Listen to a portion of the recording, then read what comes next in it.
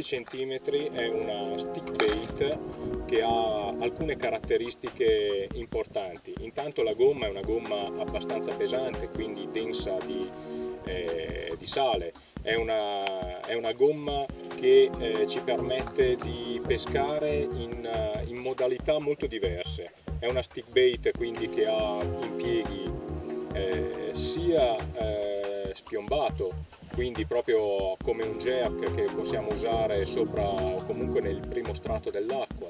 È una gomma che possiamo usare e che impiego molto a drop shot, magari anche con un innesco Neko Rig, quindi con un insert in modo che si possa riuscire a far vibrare, come vedete vibra soltanto tenendola in mano, la coda a stretto contatto con il fondo.